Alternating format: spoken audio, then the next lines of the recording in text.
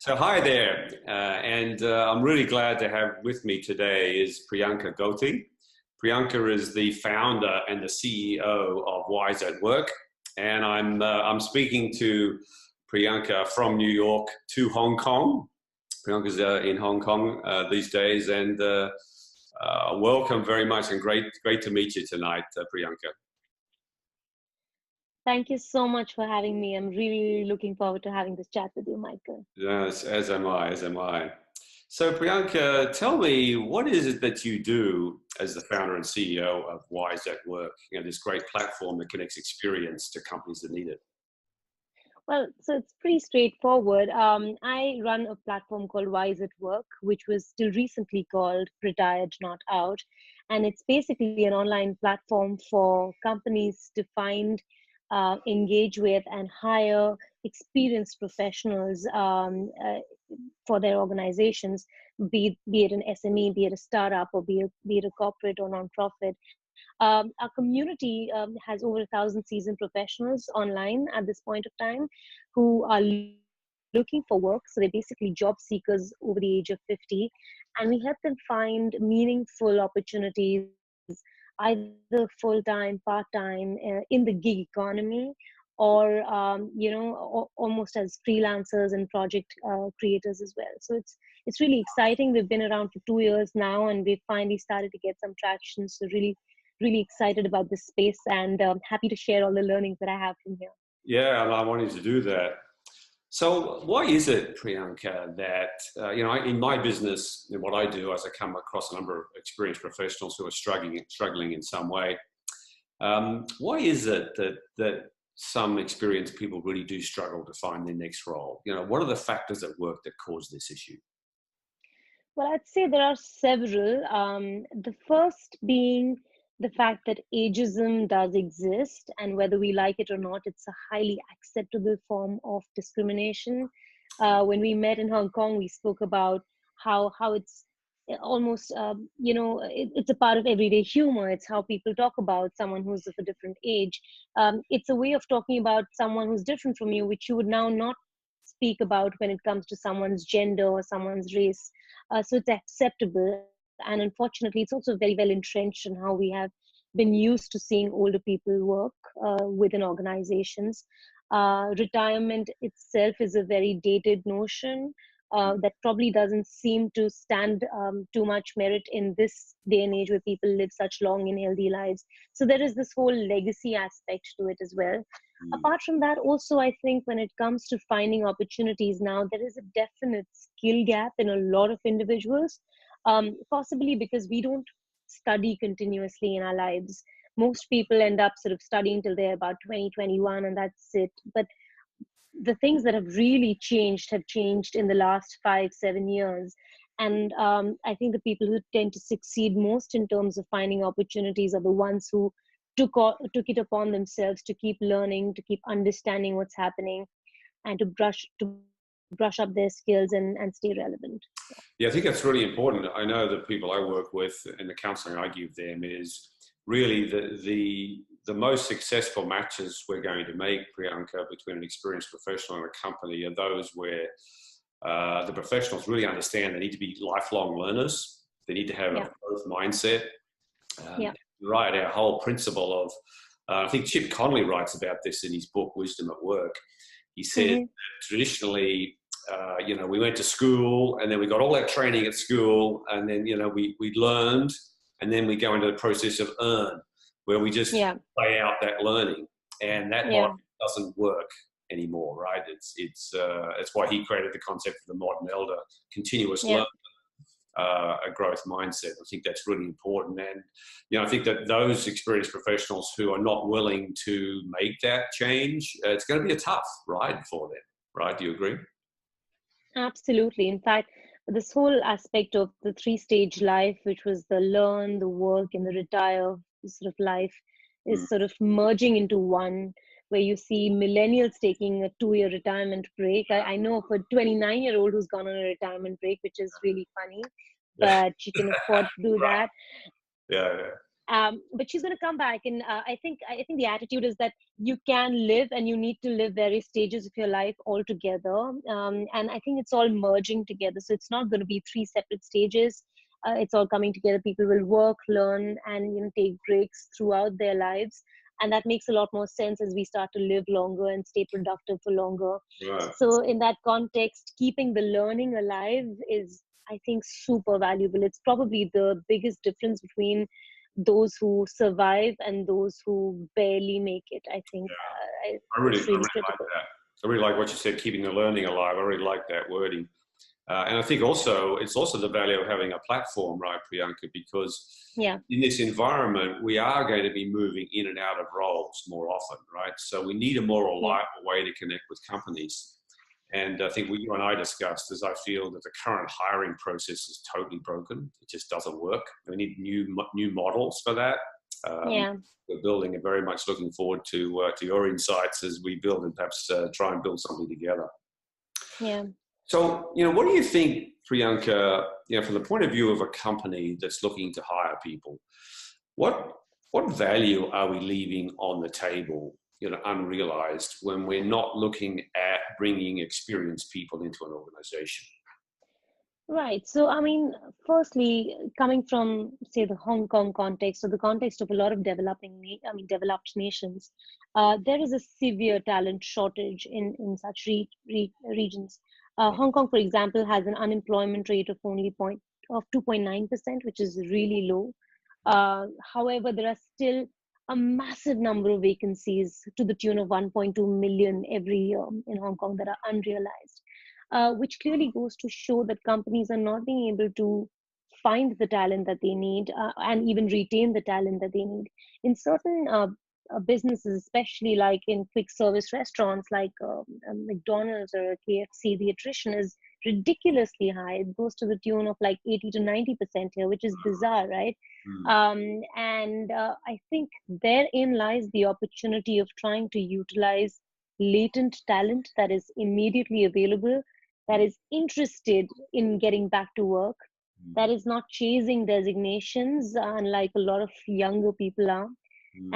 and bring with them a vast experience, not just in terms of hard skills, but also soft skills and empathy, which are extremely valuable in the workplace. So I think what organizations don't tend to see in the short term is the fact that they're losing out on incredible expertise, incredible amounts of networks, which are really the difference between the success and failure for a lot of organizations. That's a great point you bring up there, and I think, to me, the way I think about this is experience or age diversity is another dimension of diversity, Priyanka, on top of cultural diversity, gender diversity, these other attributes of diversity. To add in age and experience is really a key one, because we know the stats are in. Diverse organizations are simply more successful. Yeah. And I think because they've had the opportunity to test diverse views before they put products into the market, before they come up with strategies for their business, I think that's one of the reasons why it makes them more successful.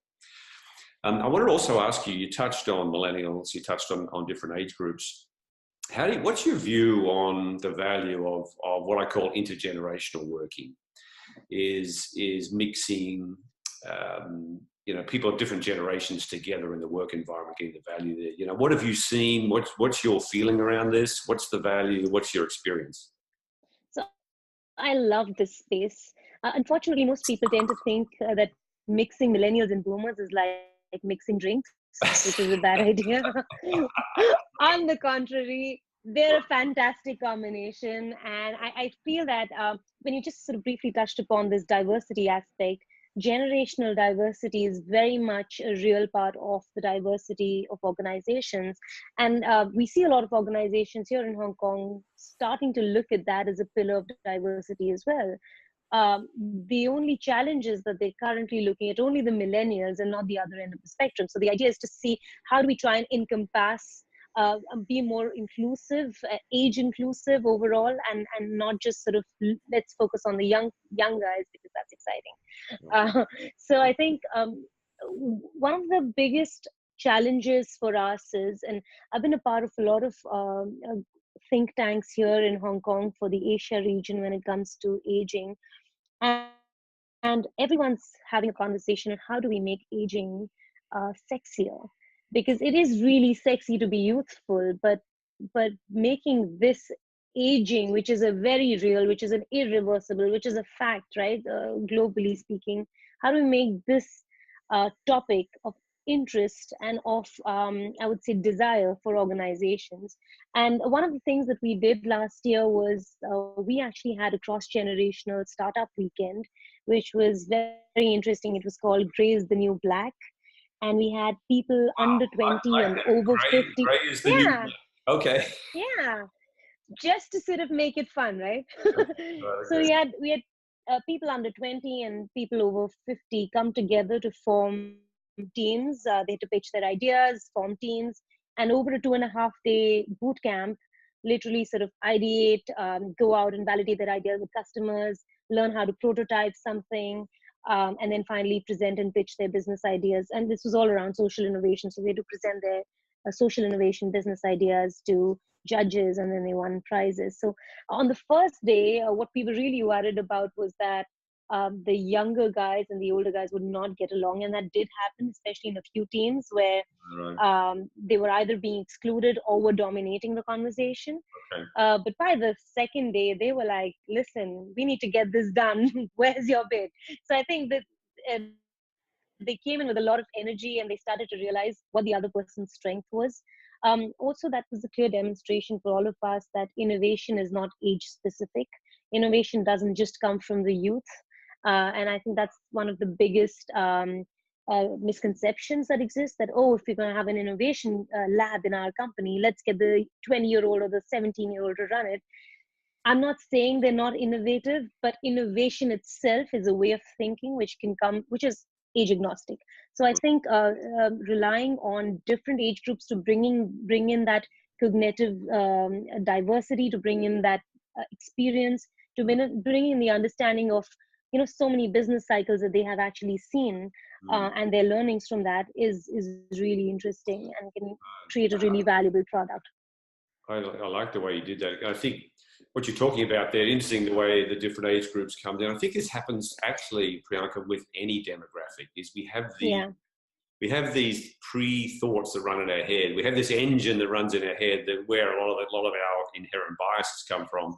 And what we find is when you spend time, I think you showed me your example there, when you spend time, you fully understanding the other person, you say, wow, okay, maybe they're not the way I thought. Maybe the millennial is not this crazy person who thinks before they act. Maybe they have actually got some really, really good ideas. And maybe this older person's got some more experience. Maybe they can actually come up with innovative ways to get things done. And I think to break down barriers is great. So I wanted to actually do that in New York. I'm actually talking to someone doing a boot camp in New York, and I very much like that idea of making it a very practical thing where you ideate, exchange ideas, challenge ideas. It's where the best stuff comes from. I think so. Maybe just. But I think sorry, go on. Just to build on that, what also comes across when you do this is that people start to realize that they're not so different from each other, and that a lot of 60-year-olds are also behave like millennials, and a lot of millennials may have them, sort of the gravitas of a 60-year-old as well. So it's really interesting to see some of the things that excite them. For example, we've seen, and I'm not trying to generalize, but we've seen that a lot of people across these millennial and boomer age groups are driven by purpose. So the roles that they're looking for, the kind of jobs that they want to do, they want it to be very purpose driven. They're not chasing designations anymore. They're chasing the impact that they create. So it's really interesting. There's a lot of synergy, and it's about focusing on it's about focusing on what's common, right? Yeah. No, I think that's truly, truly amazing. And I want to, expand on that a bit more, and particularly in understanding that. I remember I might have told you the story when in my consulting business a while back when I first started working, networking with early stage companies. So I went to a couple of these startup meetings, and the voice in my head literally said to me, as I was walking into the room, they said, oh my God, this group of millennials are going to be here to think I've picked up my daughter from it and not being here to network. And what I did, and so there's a bias against my self-operating. That's how crazy, brain working. But what I did is I started to just to talk to people and talk about the value I could bring and talk about real things that we had in common. And I think straight away I found that the different groups, they're just interested in talking about interesting stuff. And if they could see value in working with you, then I think age and other demographics go by the wayside. Gender, it doesn't really matter in the end. And in fact, we say most roles, it actually doesn't really matter what your age is, what your cultural heritage is, or what your background is. You just may be able to bring a different perspective, which is wonderful. I think that's something that I see. So maybe what are some of the key ways, Priyanka, just to finish off, that you're seeing in terms of solutions to this issue of getting to a place where we can truly have intergenerational working, that we can really have all the different attributes of diversity engaged working? What are the 1, 2, or 3 key solutions that you've seen? So the solutions from the side of seasoned professionals or older professionals who are looking at this space, who may probably still be in jobs, but are seeing this change, this flux around them, where a lot of people over 50, for example, are being laid off, or their retirement is coming closer. I'd say that investing in education is really important. Figuring out what are some of the most marketable skills that they have and how do you start to monetize them is really important. A lot of people just begin to then sort of rely on their own networks, and especially if they worked in the same organization for 30 years, you have a very small network as a result. And if you lose touch with them, then you have nobody else outside in the world. So networking is the second biggest important thing that you can do for yourself.